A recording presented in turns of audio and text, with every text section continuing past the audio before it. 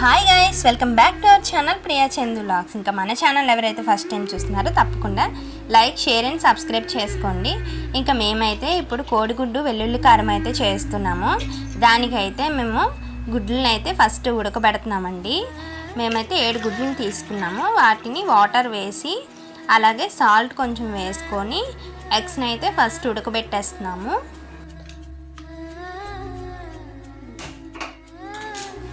Next stove వెలిగించుకొని దానిపై అయితే ఇవి పెట్టి ఉడకబెడుతున్నామండి. ఇంకా మూత పెట్టుకొని 20 మినిట్స్ అలా ఉడకబెట్టాలండి. ఈ లోపు అయితే మన తోటలో ఉన్న కరివేపాకుని అయితే కోసుకొస్తున్నాను. ఇంకా అవైతే వర్షాలు పడడం వల్ల 2 డేస్ చాలా బాగా అయితే వచ్చాయండి. ఇంకా 2 రెమ్మలు తీసుకొని వెళ్ళిపోయి ఇంకా కర్రీ అయితే చేసేద్దామండి రండి. ఇంకా ఈ లోపు అయితే మాకు కోళ్ళు ఉన్నాయండి, అంటే మేము పెంచుకునే నాటుకోళ్ళు ఉన్నాయి. వాటికైతే ఫుడ్ అయితే పెడుతున్నాము. తెల్లవారు కదండి, ఇంకా వాటికైతే గంటలు అయితే వేసేసాను. ఇంకా ఆనియన్స్ అయితే కట్ చేస్తున్నామండి. 3 ఆనియన్స్ తీసుకున్నాము. అవైతే చాలా చిన్న పీసెస్ కింద కట్ చేసుకోవాలి. ఆనియన్స్ అయితే ఇంకా కట్ చేసేసుకున్నాము. దాంట్లోకి అయితే మనం వెల్లుల్లి కారం రెడీ చేసుకోవాలి. దానికోసం అయితే వెల్లుల్లిపాయలు తీసుకోవాలండి. 1.5 పాయి వరకు వెల్లుల్లిపాయలు తీసుకోవాలి. దాంట్లో కొంచెం జీలకర్ర వేసుకోవాలండి. 2 స్పూన్స్ జీలకర్ర వేసుకోవాలి. అలాగే 1 స్పూన్ సాల్ట్ వేసుకోవాలి. అందులోనే మనం ఆడించి పెట్టుకున్న కారం ఉంటుంది కదండి, అది 2 స్పూన్స్ వరకు యాడ్ చేసుకోవాలి. దీన్ని మనం గ్రైండ్ చేసుకోవాలండి. రోట్లో దంచుకుంటే చాలా మంచి టేస్ట్ వస్తుంది. మేమైతే రోట్లో దంచుకోవట్లేదండి, మిక్సీ అయితే చేసేస్తున్నాము. ఇంకా పర్ల్స్ ఇచ్చుకోవాలండి. పర్ల్స్ ఇచ్చుకుంటే సరిపోతుంది. మరీ మెత్తగా గ్రైండ్ చేసుకోనక్కర్లేదు, కొంచెం కచ్చపచ్చగా దంచుకుంటే సరిపోతుంది. ఇంకా ఎగ్స్ అయితే బాయిల్ అయిపోయి ఇంకా ఎగ్స్ అన్నిటికి తొక్కలు తీసేసి ఇంకా వాటికైతే గంటలు పెట్టేసుకోవాలండి. అయితే మేము అన్ని గుడ్లని తొక్కలైతే తీసేసి గంటలు అయితే పెట్టేసుకుంటున్నాము.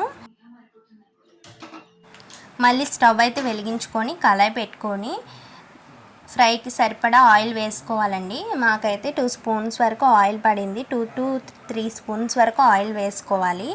వేసుకున్న ఆయిల్లోని జీలకర్ర అలాగే కొంచెం కరివేపాకు వేసుకోవాలండి.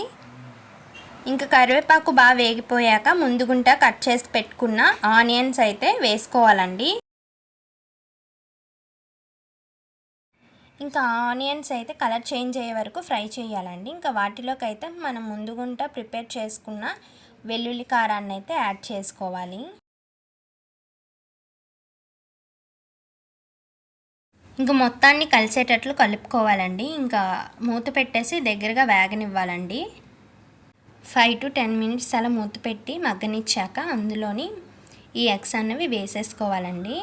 మొత్తానికి పట్టేటట్లు కలుపుకోవాలి. ఈ విధంగా 5 మినిట్స్ వేగనిచ్చి అయితే ఇంకా స్టవ్ ఆఫ్ చేసుకోవడమేనండి.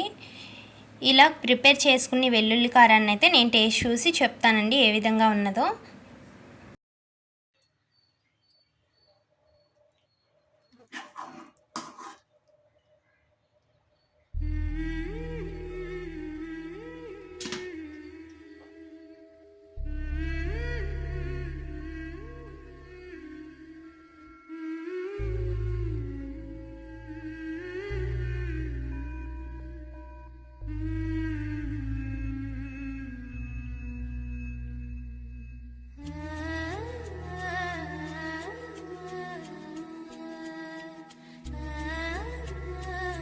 కారం అయితే చాలా బాగా వచ్చిందండి. మీరు కూడా ట్రై చేస్తారని అనుకుంటున్నాను.